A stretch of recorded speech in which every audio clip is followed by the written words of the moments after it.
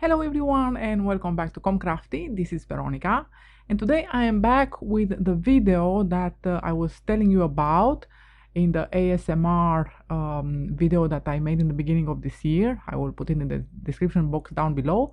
This is a tutorial on how to make Foamiran flowers. If you remember, in that video I was showing you some product that I bought, and these were the dyes that we will create with. This is the Foamiran, the foam that we will create the flowers with. These are the flower stamens that you introduce in the middle. These are the modeling tools, and you will see how we will use them. And I think that's about it. So we will create two types of flowers. What you see now are my first trials, and this is how they look. We will create a flower like this one with these dyes. And this flower has a diameter of 2 inches, and with these other dyes we will create this type of flowers like this, which is like the magnolia flowers. At least that's how I see them, and I really hope you like them. I will also show you two techniques, one that uses heat and the other one that doesn't, so you don't have to bring your ironing machine close to you. So these are the flowers that I've run through the cuttle bag, and you can cut like 4 layers at once, maybe even more. I haven't tried more, but this is how it looks. I really hope you like them. I love the color that I bought. So of course you can just buy white, and you can color it yourself however you want. But as I am a lazy crafter, as I have told you, I bought colored ones as well.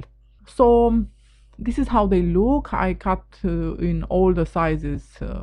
I used all the sizes of the flowers. For this one, for example, we need 3 of the big ones and 1 of the smaller one. And for this one here, I only used 3, but I think we might use more. Let's see. We will start with the one that uses heat. So for this, like I said, we use the iron and the glue gun. Glue gun is used to glue the layers between themselves in the middle.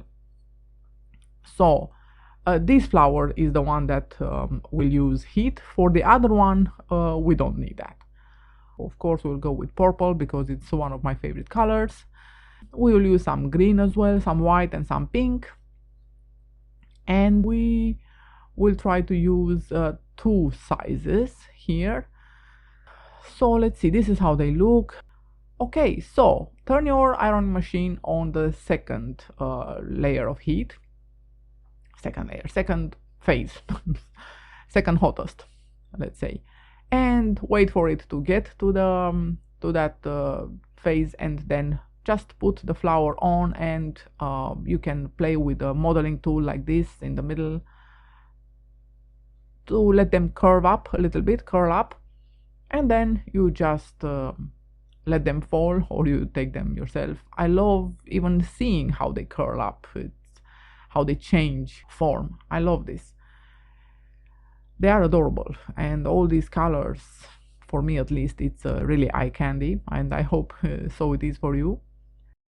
So this is how we do. Yes, so here it's important to curl the flower up, you know, like this, and the tips to really curl them around as much as you can.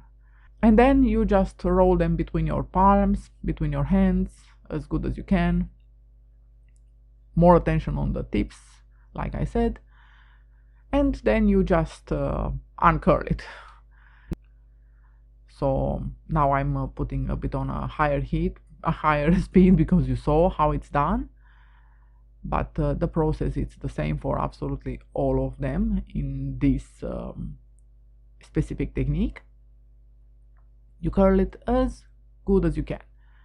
So now you take the modeling tool and you use the size that it's closest, most suitable for the width of the petal, and you warp the petal around the modeling tool to make it wider and rounder, as you can see.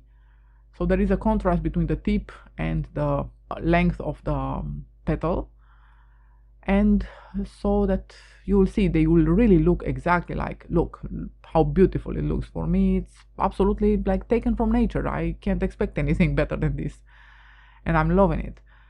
So they look to me very much like magnolia flowers. Okay, so we do the same with all of them, the same process. That's what all you do, and this is how it looks. So like I said, you need to give this process the time it takes and to enjoy it.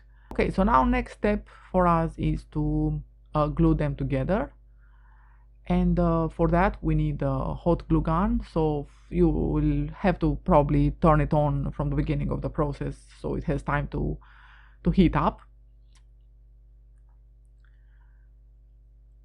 So this is how it looks, and then you take it and you warp it some more with another tool using the sponge, and this is how it looks in the end without the middle. We still have to use either the stamens or a pearl, or some more pearls, you know, if you have those very small ones, for the middle. Okay, so now for these ones I used a smaller one. This is how it looks. Like I said, you know, I'm a lazy crafter, because maybe you wonder why I decided to buy all these when the process is so time consuming. Okay, so I'll show you the difference between the ready-made flowers and the ones that you can make yourself.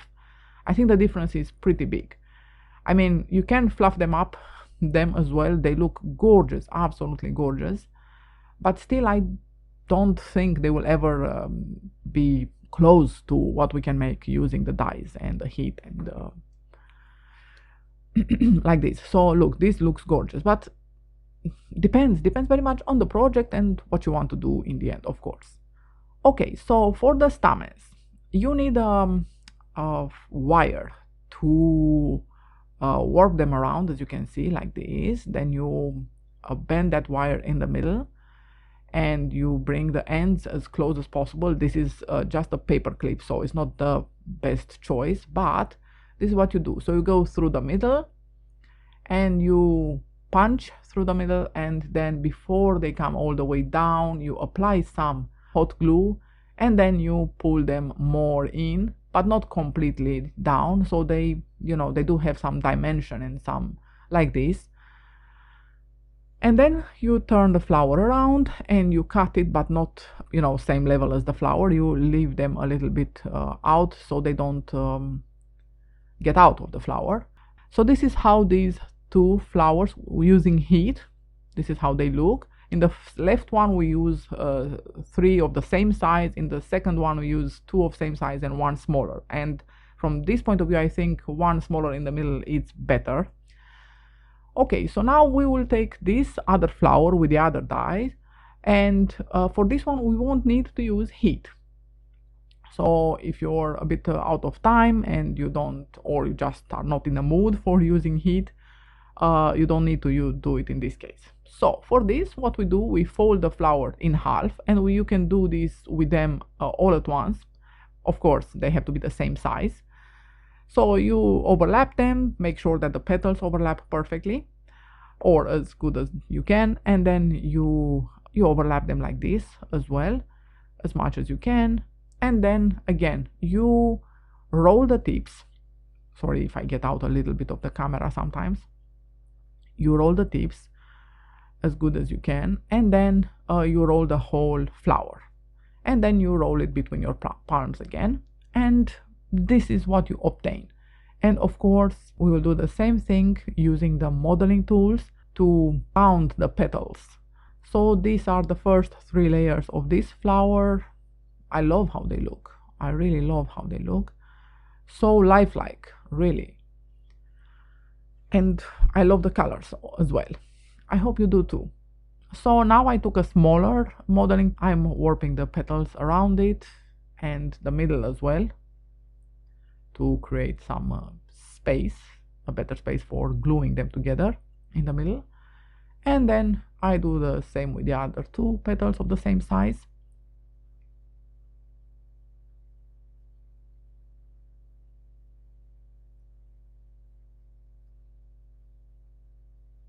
So yeah, the result is fantastic every time. I mean, Of all the flowers that I did in my first trial, the white one to the left I like the most, to be honest. And you will see that you will get better and better, of course, as you try more, but you do have to give it a bit of time. And colors do help a lot, at least in the beginning. Okay, so here I will use some dark green stamens, and I will repeat the process like for the. I really hope you like my results. It's just a tutorial that I made in case you ever decide to go like I did for the non-lazy process. Don't forget to stay for the bloopers.